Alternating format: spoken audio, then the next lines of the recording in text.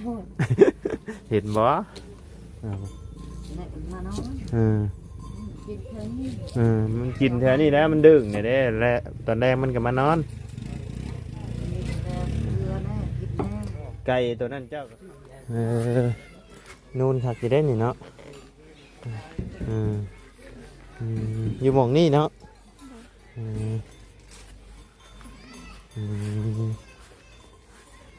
ท่าน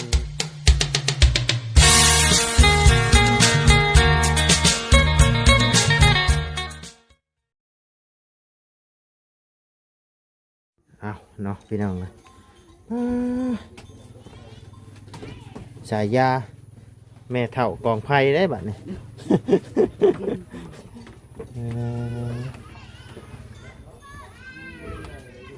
เฮ็ดยังกินนี่นะ ปิดมือมันน่ะสิ มาทิพข่าวไว้เฮ็ดแล้วว่าเดี๋ยวเนาะมาบัดนี้ป้าแล้วแต่เช้าพอได้นี่เนาะโอ้สบายดีเด้อน้อยบ่ได้ไปทางใดนั่งเผากองไฟตลอดล่ะนี่สายยาแม่เฒ่าเผากองไฟเด้อบัดนี้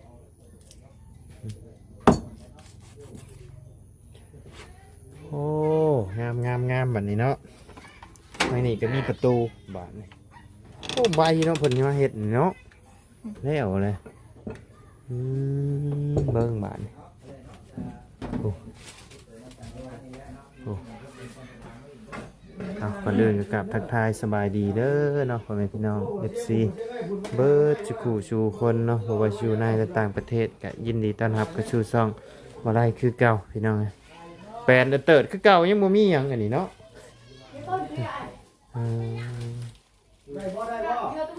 เบิ่งอันเราเฮ็ดกับข้าวกันใส่ลายแซ่บลายนี่แหละพี่น้องเคล็ดลับการเฮ็ดกับข้าวแซ่บเนาะแม่เนาะโดยอีหยังหวานอีหยังตัวนี้น้ำไม้ชบน้ำไม้ชบโดยแกงใช้น้ำไม้ชบเนาะ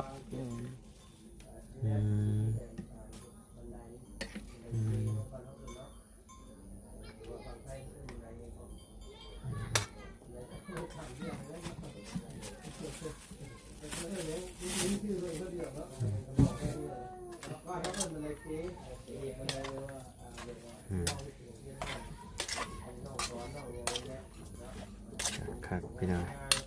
ยังเดือบันนี้ก็ยังเดือมองซ่านนี้บัดนี้เนาะแม่เนาะเดือซ่านกับบันไดบัดพี่น้องเมื่อได้เพิ่นสิมาเฮ็ดซะจัดน้ำชาขึ้นทำดูก่อน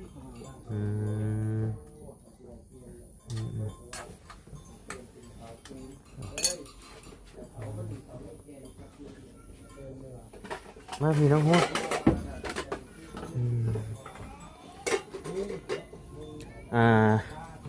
เป็นอะไรคือจังว่ามีข่าวดีมากนะบ่ทั้งบ่าวบุญบ่เพิ่นมาแจ้งเรื่องหยังข่าวดีเรื่องเจาะน้ำเรื่องเจาะน้ำสมทบอันเจาะน้ำเนาะถือว่าครบแล้วบ่บัดนี้ทั้งบ่าวบุญบ้านป่าเลยค่ะบ่าวบุญบ้านป่าค่ะบ่าวบุญบ้านป่าก็มีคือกันโอ้จนเดือบัดนี้เนาะพี่น้องเอ้ยแต่ที่แรกย่านว่าบ่มีเนาะวันนี้จนเดือบาดนี้พี่น้องเอ้ยบ่เป็นหยังหลายสิ่งหลายอย่างอยู่เนาะเดือก็เทพื้นก็ได้มันจังตารางจังบ่เปื้อนเนาะมีหลายอย่างอยู่พี่น้องเอ้ยที่สิเฮ็ดมีแต่ว่าหามื้อหาวันบัดนี้เนาะนัดทางสร้างเจาะเพิ่นมาบาดนี้พี่น้องเอ้ยพุ่นแหละทางบ่บุญเพิ่นบ่ฮู้ว่าเพิ่นสิลงมื้อใดมื้ออื่นบ่มื้ออื่นก็พุ่นแหละรอทางทีมงานเพิ่นขึ้นมาพุ่นแหละเนาะแต่ว่าไรอีกอย่างจะอยู่อีกจัก 2-3 มื้อเนาะถ้าว่าทางทีมงานขึ้นมาแล้วก็หาสร้างเจาะสร้างหยังก็น่าสิได้อยู่ยาวเติบอยู่เพราะว่าไปมามันบ่พร้อมกันพี่น้อง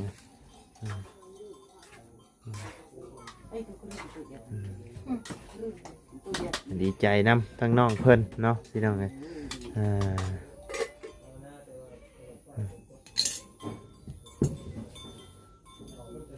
โอ้หอมหัวใหญ่ก็มีเนาะ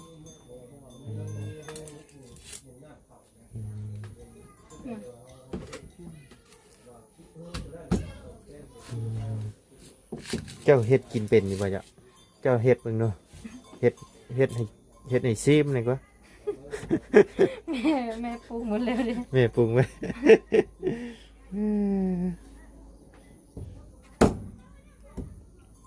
ก็สิเมื่อยเลยเนาะแม่เนาะเฮ็ดกับข้าวกับน้ำใบถาแต่ละมื้อแต่ละเว้นคิดหาแนวย่อแนวอย่างอยู่เนาะทางลูกก็นั่งให้กำลังใจ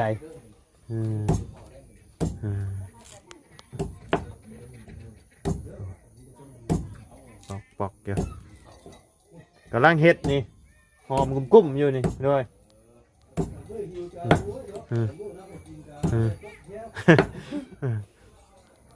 มื่อนี่จนจมหิวแล้วมื่อนี่เนาะ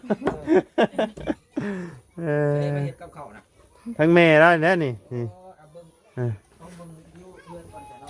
น้อยท่านได้เบิ่งได้ขอก็เป็นดีอกดีใจน้ำน้องเพิ่นพี่น้องเลยถือว่าสิ่งที่น้องเพิ่นไพ่พันกะมาฮอดจอดถึงแล้วบัดนี้เนาะดีใจนะใช่ว่าน้องสิมามื้อนี้มาสิมาเมื่อวานนี้แต่ว่ารถมันเต็มรถเต็มแต่ขึ้นมื้อนี้บ่มื้อนี้ขึ้นรถแล้วบ่ยังไม่ถูกอ้าวบ่ได้โทรถามบ่ใช่ยังไม่โทรโทรถามมึงดูขึ้นรถแล้วบ่จ๊ะ7 โมงโทรถามมึงเพิ่นดูขึ้นรถมาแล้วบ่นี่หากันจากโมงโว้ย4 โมงน่ะ4 โมงรถออก7 โมงเพิ่นบ่ได้จองตัวจองหยังไว้บ่ใช่ก็ซื้อปีรถแต่เมื่อวานนี้เนาะแต่ว่ามันเต็มเนาะแต่ออกตัวแรง7 โมง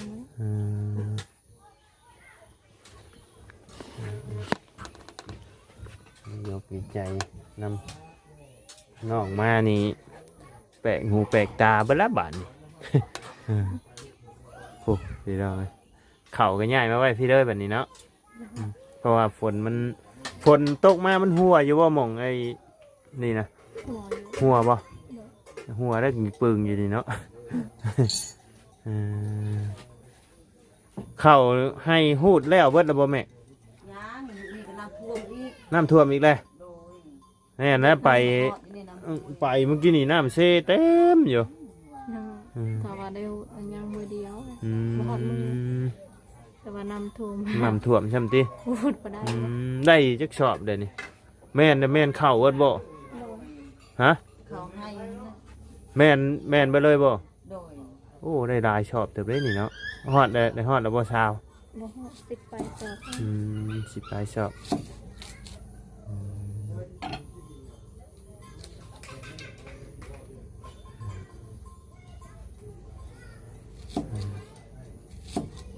ปล่อยแล้วไก่ยาบันนี้เนาะเห็นบ่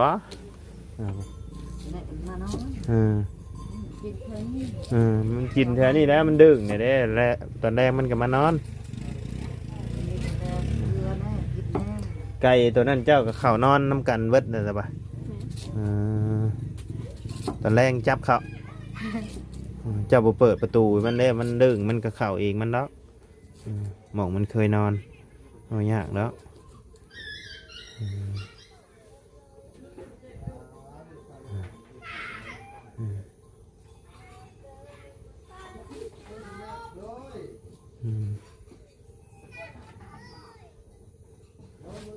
กินข้าวเที่ยงนะบ่จ๊ะ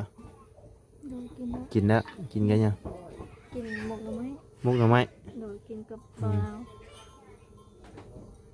ว่ายังว่าลาวโอ้อาจารย์ลาวข่าวมาแล้วบ่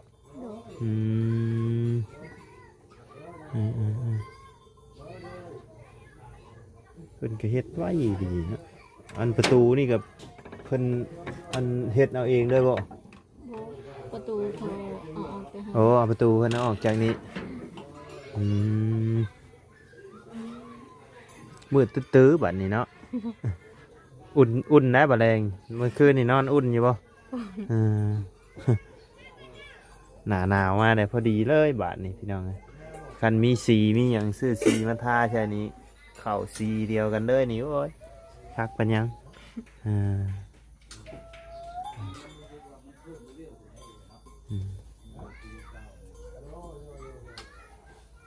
หอมกุ้มๆแล้วบัดนี้ ทั้งดุมหิวแล้วแห้งแล้วได้กินแล้วบัดนี้ ดีบ่เลย ใคร บอกว่า น้องบุตรบ่อ๋อไปหาน้องบุตรมากินอีกแกเห็นเพิ่นอันแบกเข่าขามเซเด้โอ้ยิ้มยังไงอารมณ์ดีดีเนาะ ใส่นมบด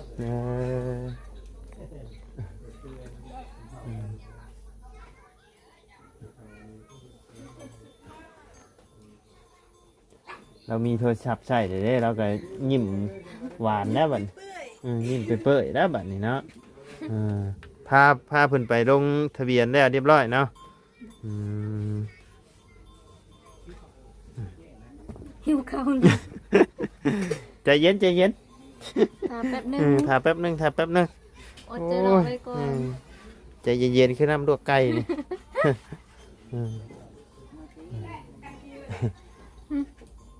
แต่ก็ไป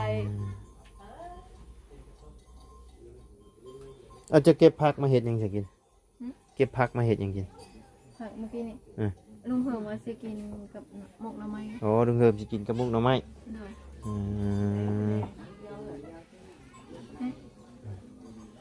อีหยังไผ่ชาบุตรโอ้เสียวชานจะได้ก่อนอดใจรอจักหน่อยหนึ่งเดียวก็ได้ชานใหม่แล้วโอ้ถือว่าสองมือมานี่มีแต่เรื่องดีๆได้นี่เนาะ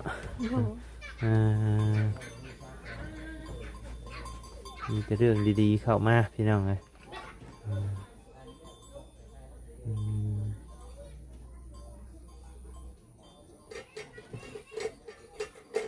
ไปสะลุงเลาะบึงเฮือนชานทางดุมพุ่น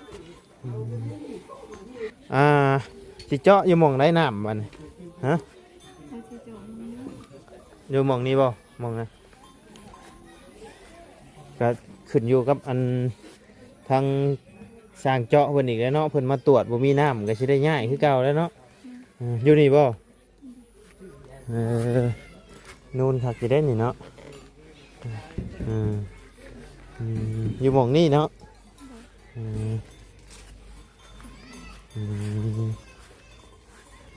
เพิ่นหม่องนี้เพิ่นตรวจบ่พอตาน้ำก็ย้ายไปพุ่นบัดนี้เนาะ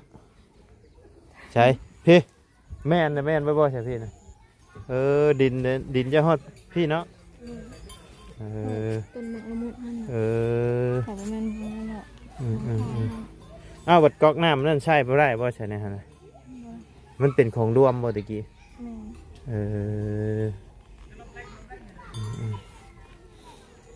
ถือว่ามาครบแล้วเป็นทีเรียบร้อยที่น้องเลย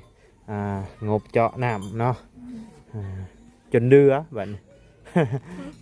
ที่แรกว่าโอ้ยรุ่นน้องเพิ่นอยู่ว่าสิได้บ่เนาะวันนี้จนเดือบัดนี่บ่มีสายสักแวดเอาแม่น ของใคร สายสักแวด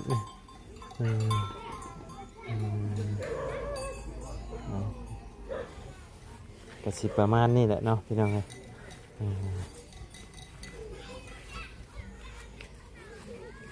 เจาะรถเพิ่นจะขึ้นมาได้อีกบ่ขึ้นมาทั้งนั้นเนาะให้จะขึ้นตัดต้นอันนี้ยะตัดนั่นยังตัดให้มันโป่งไม้บ่โป่งไม้แล้วเด็ดไปขายมันหกโพดเจ้ามีดินอยู่นี่เจ้าคือปุ๊กเห็นคือบ่ปุ๊กหม่องกินชูงนี่เด็กๆเสียดายต้นไม้บ่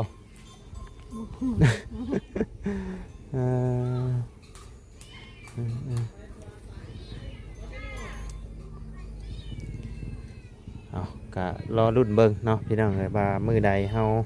สิพร้อมเจาะเนาะพี่น้องเลยเดี๋ยวปรึกษากันกับทีมงานก่อนเนาะพี่น้องเลยนัดสร้างเพิ่นมาถือว่า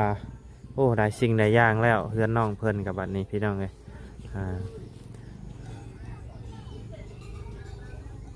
ซื้อสีมาย้อมเอาเด้อไม้ทางนี้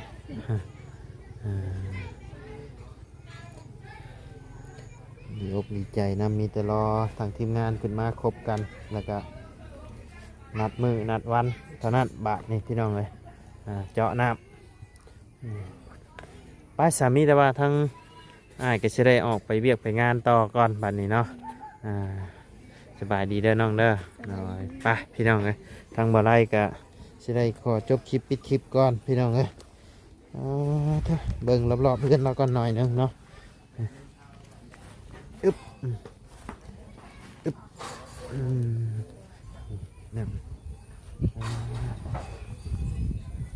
งามไว้แล้วพี่น้องเป็นเห็ดนี่กันเนาะของน้ำกับสีขาวมีสีอื่นตัดเลยเนาะปล่อยละไก่เราเนี่ยปล่อยเป็นอิสระแหละขังเราเกือบเดือนเนาะ